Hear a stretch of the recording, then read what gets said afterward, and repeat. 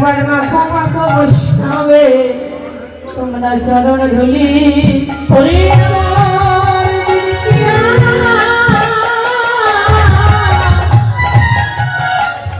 আর ভাগ্যে হয় কি না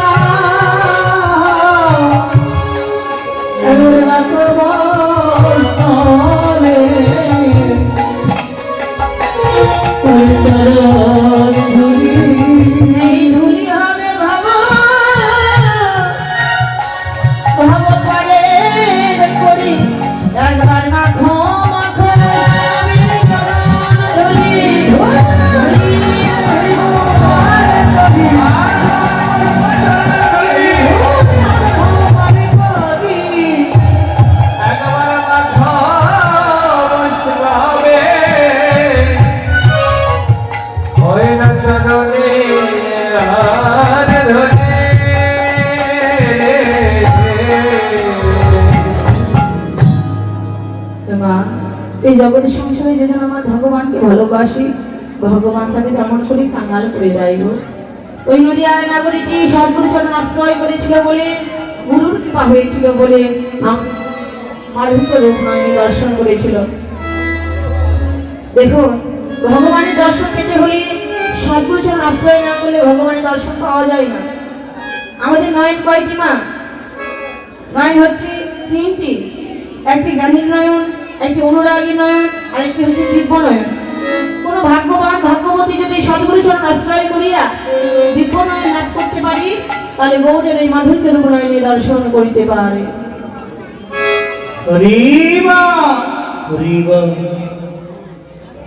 তো নদিয়ার নাগরিক কি বললো যে আমি দেখলাম যেন একটি সোনার মানুষ। আমার বৈষ্ণব কর্তা কি বললেন যে হামশয় অতি গোড়া সুমধুর হাস্য থোড়া জগৎ জন নয়ন আনন্দ। একবার যদি কোনো ভাগ্যবান ভাগ্যবতী ওই গৌরের মাধুর্য রূপ নয়নে দর্শন করতে পারে সে ভাগ্যের আনন্দের আর সীমা থাকে না। হেম মানে কি? হেম মানে হচ্ছে সোনা। তো ভগবানকে কখনো সোনা দিয়ে তুলনা করা যায় গো? আমার বৈষ্ণব গীতকর্তা বললো এই জগতের সোনার মধ্যে খাত আছে, কিন্তু আমার গৌর সোনা হচ্ছে কাঁচা সোনা, যে সোনার মধ্যে কোনো খাত নেই। না বলে বলো আচ্ছা এই জগতের সোনা সোহাগা মিশ্রিত করে আগুনে তাপ দিলে বলে যায়, আমার গৌর সোনা কি বলে না? হ্যাঁ বলে তো। যে জন্য গলাতে পারে তার কাছে আমার গৌর সোনা বলে যায়। কি করে বলে যায়?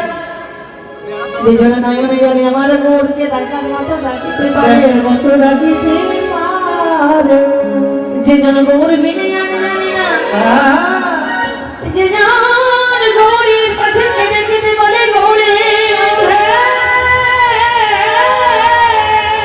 এই জগতের ধন ঐশ্বর্য চাই না, যে ধন ঐশ্বর্যের মাঝে অহংকার আছে দয়াময় আমি চাই না সুন্দরী রমণী। ওই সুন্দরী রমণীর মহে পড়ে যদি তোমাকে আমি ভুলে যাই দয়াময়, সেই সুন্দরী রমণী চাই না। তুমি আমার সকল কিছু নিয়ে নাও, কিন্তু দয়াময় তুমি আমার নয়নের জল যেন ফিরে নিয়ে প্রভু, নয়নের জলে যেন তোমাকে রাখতে পারি। আমার মহাদেব বললো আমার গৌর সোনা নয়নের জলে গলে যায়। ও মা এই জগতে একটি মানুষ আরেকটি মানুষের কাছে দুর্বল হয়ে যায়। কিভাবে হয়? একটি ছেলে যদি একটি মেয়েকে ভালোবাসে, ওই মেয়েটি যখন তাকে যেটাই বলে তখন সেটাই সে শুনে। কেন শুনে? তার কাছে সে দুর্বল হয়ে যায়। আবার একটি মানুষ আরেকটি মানুষের কাছে দুর্বল হয়, একজনের টাকা পয়সা আছে, অর্থ আছে, আর একজনের নাই। যার টাকা পয়সা আছে তার কাছে, যার নেই তার কাছে যখন হাত বাড়ায় সে তাকে সাহায্য সহযোগিতা করে। তো যার টাকা পয়সা আছে সে যখন তাকে যেটাই আদেশ করে তখন সেটা তাকে শুনতে হয়। কেন? তার কাছে সে দুর্বল। আমার মহাজন বললেন শুধু এই জগতের মানুষ যে মানুষের কাছে দুর্বল হয় তা নয়, আমার ভগবান ভক্তের কাছে দুর্বল হয়ে যায়। ভক্তের যদি ভক্তি থাকে, দেখো তবে কিভাবে দুর্বল হয়ে যায়? যেজন আমার ভগবানকে পাওয়ার জন্য জীবন কাঁদে। বাবা সবাই কৃষ্ণ নামে কাঁদতে পারি না গো। শাস্ত্রী বলল পূর্ব জন্মে যদি থাকে অপরাধ প্রচুর, এই জন্মে কৃষ্ণ নাম না লাগে মধুর। কৃষ্ণ নামে যদি না হয় অষ্টপাদ, জানিবে দেহে আছে শত শত অপরাধ। তো অপরাধ থেকে তুমি যদি মুক্তি পেতে চাও, একবার সাধুর বাজারে যাও, ভক্তির বাজারে যাও। ভক্তির বাজারে গিয়ে দেখবে কত ভক্ত নয়ন জলে কাঁদছে, কত ভক্ত নয়ন জলে কাঁদছে। তার বদন পানি চাইবে, তার সঙ্গে প্রেমালিঙ্গন করবে, তার চরণ ধরে অঙ্গে মাগবে। সেই ভক্তির কৃপা হলে তোমার দেহের মধ্যে যদি জন্মার্জিত পাপ থাকে, জন্মার্জিত পাপ দূরীভূত হয়ে ভক্তির হৃদয় হবে। আর যখন ভক্তির হৃদয় হবে, এই নয়নে আপনি আপনি কৃষ্ণ বাড়ি ধরিবে।